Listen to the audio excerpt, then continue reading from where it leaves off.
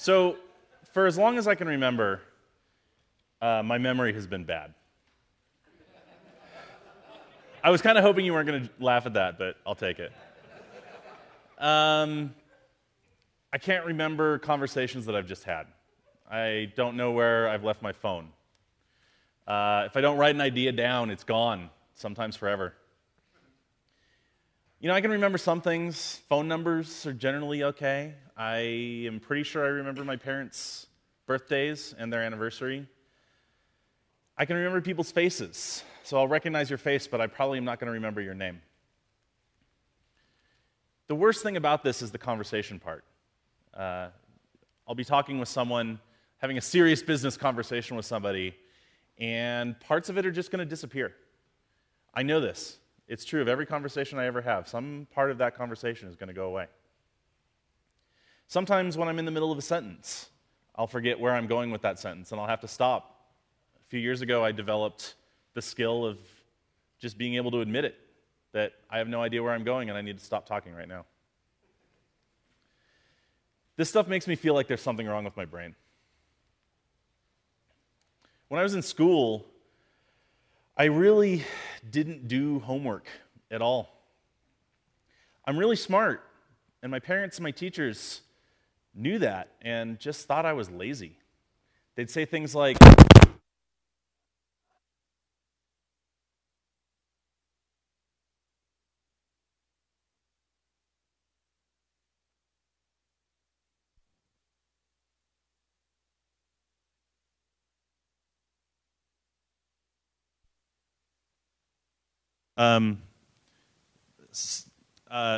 So now I'm going to be really awkward because I need both hands for this, and now I can't use both hands. So, where was I? Yeah, so my parents or my teachers would say to me, well, you know, just sit down and do it. It's not that hard, you know, just sit down and do your work. And it's not that they were wrong, they just didn't understand how difficult it was to actually do that part, to just sit down and start work. That part was the hard part. I barely graduated from high school. And in fact, the only reason I did was that my principal saw what was going on and waived some requirements for me. I graduated with a 1.4, third from last in my class of 218 or something like that. But I had a really good SAT score, and so I was able to go to college. I went to Oregon State, where I dropped out after 5 years. Over 5 years, I accrued more than enough credits to graduate, but they were in topics that interested me. They were not in the things that the university said that I needed to have to get a degree. So I gave up. Then I started my career. Things got better for a while. It turns out getting paid is a pretty good motivator to do work. It turns out the fear of potentially losing your job is a pretty good motivator. But as my career progressed, things got challenging again in different ways. I started losing track of what I was supposed to be doing. I would lose interest in a project just abruptly. One day I'd be all jazzed about it, the next day I wouldn't care at all. I would get bored, and when I got bored, I would just quit working. And sooner or later I'd start to feel bad. You know, maybe I'd get in a little trouble, get talked to by someone. And so I'd force myself to start working again. But when you force yourself to work on something you don't want to work on, that's how you burn out. And I did, over and over again. I left university in 2004. In the last 10 years, I've had more than 10 jobs. Only 2 of them have I had for more than a year. I'm really hoping, you know, I make it another month. Another month, I'll be at GitHub for a year. A couple of years ago, 2.5 years ago or so, I was working at Living Social. And it was a really hard job, very demanding. There were a lot of people who were relying on my group to deliver stuff. There were a lot of people in the company who I really looked up to, people that I have known since I started in the Ruby community and whose, you know, respect was important to me. And I was letting them down. I was not doing a good job at my work. I was losing track of what I was supposed to be doing. I wasn't finishing projects. It was really hard. It was really bad. I always figured this was just part of my memory. It was just the memory problem all over again, a different manifestation of the same thing that I'd been dealing with for as long as I can remember. And so I went and I talked to my therapist about it. And memory isn't really something that a therapist deals with. They deal with feelings. And so she referred me to some psychiatrists. She gave me 4 phone numbers. And I took those, and I sat on them for months. I would look at the business cards every day, and I would think, all right, today's the day. Got to call these people. Got to make an appointment. Got to go out and talk to someone and actually sort this shit out. I got to figure out what's going on. I got to find a way to make this happen. Every single day I would think that, and every single day I wouldn't do it. Every morning I'd wake up planning to call them. Every night I'd go to bed having not called any of them. This is a pattern. This is a recurring pattern for me. It always has been. I'll have something that I need to do, and I'll get really focused on the fact that I really need to do this thing, and then I won't do it every day. These, believe me, there are slides coming. I wrote them all today. I wrote the script for this talk yesterday. It took the pressure of this being the next thing that happened in my life in order for me to actually be able to do this. I've known about this for months. I've been submitting this proposal to conferences for over a year. I can't do it. Does this feel familiar to anybody? Yeah? Good. Hold on to that. I'm going to ask you some more questions in a little bit. So around the same time that I was asking my therapist for help with this memory stuff, I was talking to some other people in the community, some peers and mentors, for help understanding how they stay motivated and how they prevent themselves from burning out. In one of those conversations, somebody told me to read a book, and that book is called Delivered from Distraction. I did. I got it. I was on the way to a flight when I had this conversation, and I bought that on my Kindle on the way to the airport, and I read it on the plane, and then over the next couple of weeks. And it sounds dramatic, but it really did change my life.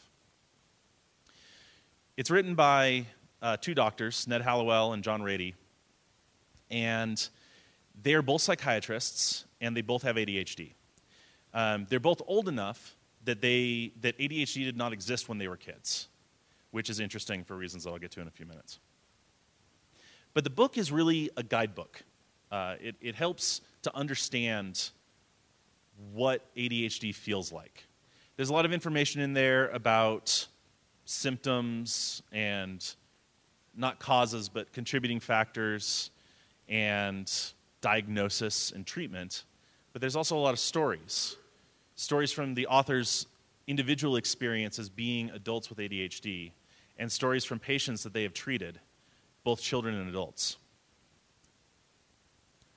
Every page in this book had something that was resonant for me, something that I could relate to, something that felt like, yeah, this is something that I know. And this was a really big deal because up to this point, I thought that this was just my brain. I thought that some of the things that I was doing were universal experiences that everybody had.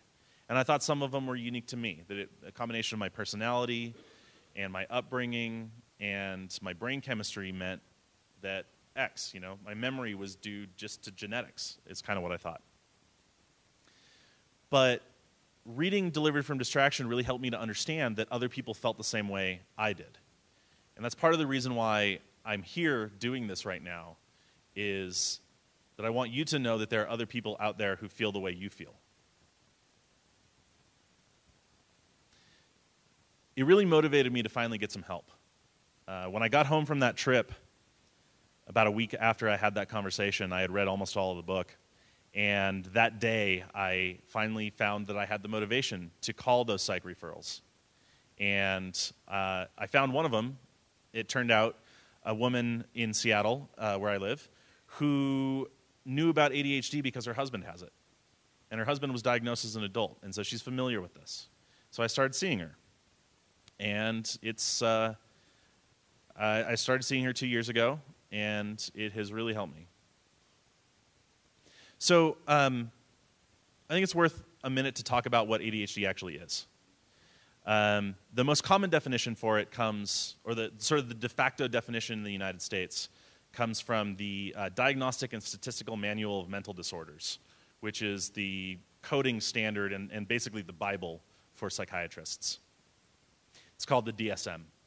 The DSM was revised in 2013. The DSM-5 is the current version. And the interesting thing about that revision was that it changed the criteria for ADHD to be more relaxed in diagnosis of adults. Previously, it had been pretty, to get an actual adult diagnosis was challenging. And you'll see why in a minute.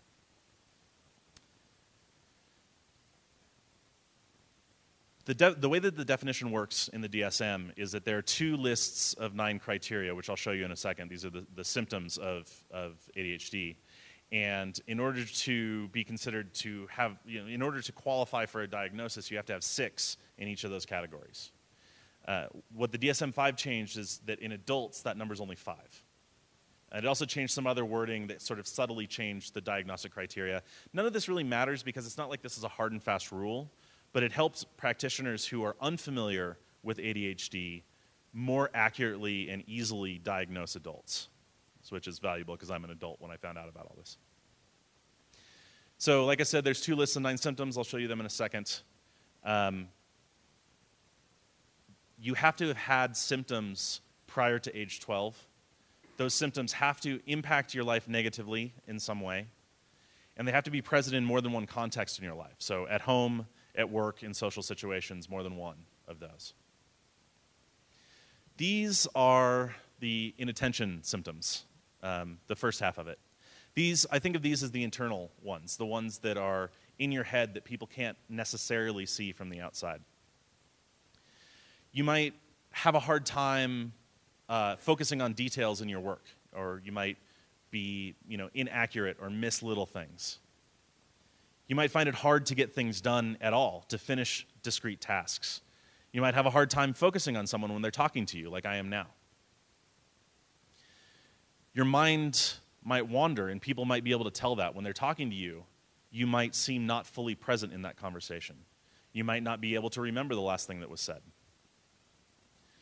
You might start a lot of tasks, but quickly lose focus on them and jump from task to task without ever finishing anything. You might be easily sidetracked.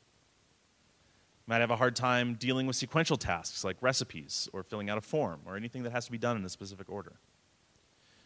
Or keeping your stuff in nice, like clean and in order, your desk tidy and your home tidy. You might have a hard time with time management. You might miss deadlines. Or you might have a hard time just starting things in the first place, like I was describing earlier. You might lose your wallet or your keys or your phone or your glasses or your laptop or an important piece of paper. You might do this a lot.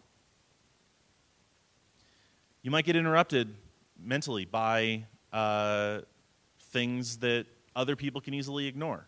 Like a car honking outside might pull you out of concentration when most people wouldn't even notice. Or an IM window, like a notification pops up, that might completely shatter your concentration. Most people can just let that go.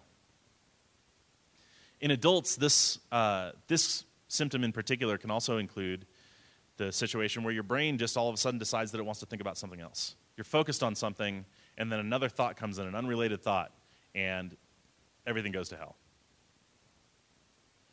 You might miss appointments. You might forget to eat, have a hard time returning phone calls or emails. Of those 9, those are the 8 that I have. And thanks.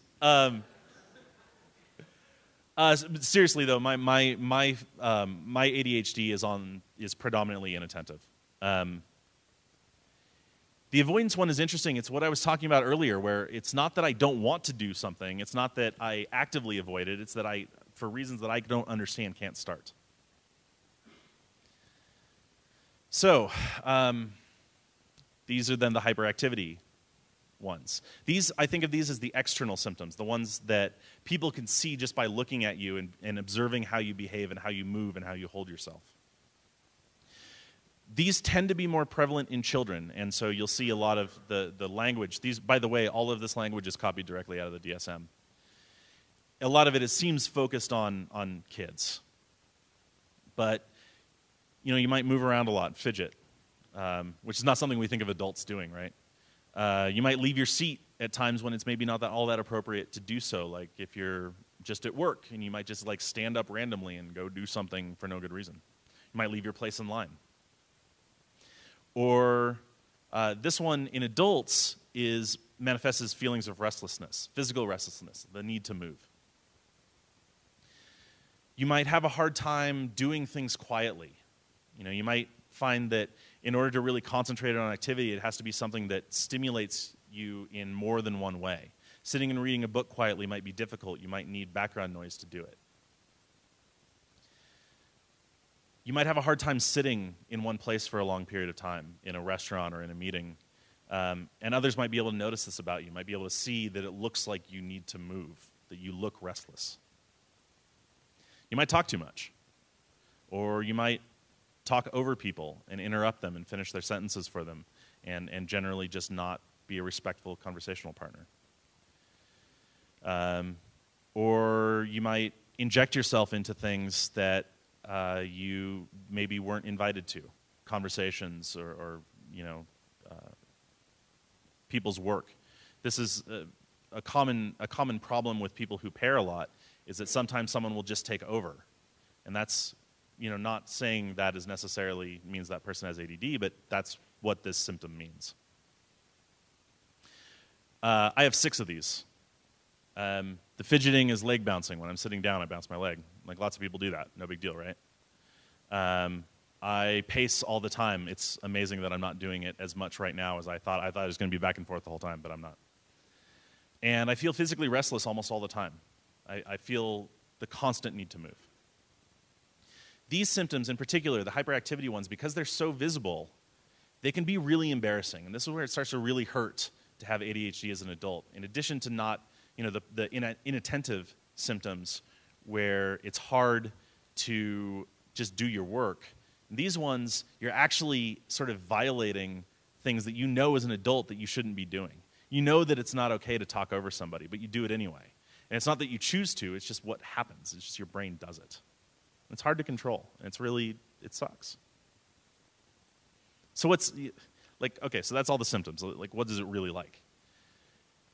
Who has been reading a book and found that they have flipped 5 pages and had no idea, haven't read a word of it in 5 pages? All right. What about having conversations? You realize that someone's been talking to you for a couple of minutes, you have no idea what they've been saying. All right. What about when you're programming? That you'll look back and you don't understand, you don't remember writing the last couple of lines, but clearly you did. Yeah? What about earlier when I was describing how my memory works, where you'll just lose parts of conversations, it just disappears? As I was writing the notes for these slides, I was going to ask another question, but I forgot what it was. And it's gone. Another little story on the same topic. A year ago or so, when I was first writing this talk, I had this great idea for a joke. And the joke was that I was going to get like one of those MPAA rating things, and I was going to Photoshop it so it said that this was rated R for adult language and drug use, because I swear a lot, and I'm going to talk about Ritalin later. And it was funny in my head, so shut up. But this idea, this joke came into my head while I was sitting on a plane that was taxiing for takeoff. And this was a year ago, so I couldn't get out my phone and write it down. And I don't carry a notepad. Well, I didn't at the time carry a notepad with me. And so I was freaking out. It's like, I'm not going to remember this. By the time we get to 10,000 feet, there's no way I'm going to remember this. And so I started repeating it to myself over and over again, this joke in my head, over and over again, which never, ever, ever, ever works. And I don't know why I continue to do it 33 years old. I still do that. It doesn't work. And the reason it doesn't work is I get distracted from that. I'm repeating myself, and it becomes a habit or like a pattern in my head, and my brain goes off and does other things. In this case, it started thinking, wow, you really need to start carrying a notebook. This is ridiculous. And I noticed that, and I caught that, and I went back, and I was like, all right, I need to carry a notebook so I can write down this joke, and then I started focusing on the joke again. And then my brain, again, was like, wow, wouldn't it be great to tell this story as part of the talk? Like, the joke is fine, whatever, but this story is so illustrative of what this is all about. And that's when I got my phone out and wrote the whole thing down in open defiance of FAA rules, because I just needed to get it out of my head. That's the only way I ever would have remembered it. Does that seem familiar to anybody? It was poor, and shut up. So the thing is, it's not all bad. Like, I've been talking about how all this is super terrible and whatever else. But ADHD can be really good. It can be a blessing for people. Some people, it means they get to hyper-focus. This is unfortunately not something that happens to me, and it kind of bums me out. But a lot of people, you're scattered all the time, but you'll have these periods where you're just hyper-focused on whatever it is that you're working on. People with ADHD tend to have innate abilities to engage in nonlinear thinking and to creatively, or to solve problems in creative and unusual ways. And they tend to be very passionate about their interests. When they find something that engages them fully, that they can commit to without having to worry about being distracted by something else, they get really into it and they hold on to that interest tightly. And that can be a really good thing. It can be great for artists. It can be great for artists, I guess. Sorry. The authors of Delivered from Distraction consider ADHD, they consider it unfair that it's called a disorder. They think of it as an archetype, as a collection of traits that describes how a particular kind of mind works. And I like this. Like, I like to feel like I'm not broken. So how do you manage it? I manage it in a certain way, but it's different for everybody. There's a lot of research, including a lot done by John Rady, one of the authors of Delivered from Distraction, that exercise is an excellent way to manage it. And I don't exercise much, but I can tell you that on mornings when I go for a bike ride before I start working, I have a much more productive day than normal. And that's pretty much what their research says, that exercise, especially morning exercise, can be very effective in handling ADD. You also have to know yourself, and you have to understand the circumstances under which you can actually function in a good, productive way. For me, I work better late at night. And I've come to the conclusion that what it is I need to spend the daytime exhausting the attention-flitting part of my brain and spending that energy, letting my attention bounce around from place to place, and then when it comes to nighttime, I can actually focus on work. And it's not because there are fewer distractions, because I've got friends all over the world, so I have people that I'm talking to at any point in the day. But late at night, for whatever reason, I'm just much more effective. Therapy can help. Therapy can help you understand what's going on and help you develop tools to deal with it, as can support groups. And then there's medication. Medication for ADD gets a bad name, particularly for its use in children. Over the last 10 or 20 years, it's really gained a reputation as being a quick fix, something that parents go to in order to settle down their child without actually doing the diligence necessary to know whether or not it's the right tool for the job. And that's not really fair. There are certainly doctors who prescribe that way, but not all of them. There's an interesting thing. Depression and ADHD are tightly linked. Partly it's causal, which I'll talk about in a minute, but partly it's because there's actually neurological similarities between the two of them. I don't really understand what those similarities are because I'm not a neurologist. But the upshot is there are antidepressants that are effective for ADHD. One of them is Wellbutrin, which I take. And it unfortunately doesn't help my ADHD, but it did help my depression, which I didn't know I had until I started taking that. Stimulants can help too. That's Ritalin and Adderall, the things that you've heard about. They don't work for everybody. They happen to work pretty well for me. So those are options. But the key thing is that any treatment it's complex. It needs to be supervised. It's something that you need to work with a doctor on. Undiagnosed ADHD, this is the causal relationship between depression and ADHD, is that undiagnosed ADHD in adults can cause depression. It can cause depression because you will be aware of the challenges that you have putting your life together and just operating your life, and that can cause you to become depressed. And so treating ADHD can sometimes, not always, but sometimes help with depression. But the other problem that can happen is that sometimes treating ADHD causes you to become more aware of the ways in which your life is messed up, is, that you're not in control, that you don't have a life put together like some people do. And that can cause your depression to get worse. And this is why treating it by yourself without the help of someone who understands can be so difficult.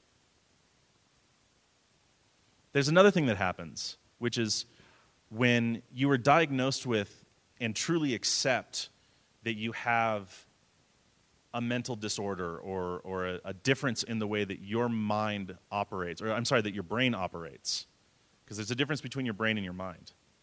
When you accept that there's a difference in the way that your brain works, a very common thing that happens is you go back through your entire life's experience and recontextualize everything that you've ever done, everything that you've ever seen, in the context of that new discovery. So for me, it meant going back and thinking like, damn, I really screwed up in school. Like if I had known about this when I was 8 or 12 or 14 or 16, my life would have been very different. I would have been successful in high school. I would have been successful in college. I would maybe have a degree now. I mean, maybe, who knows? It's hard to say.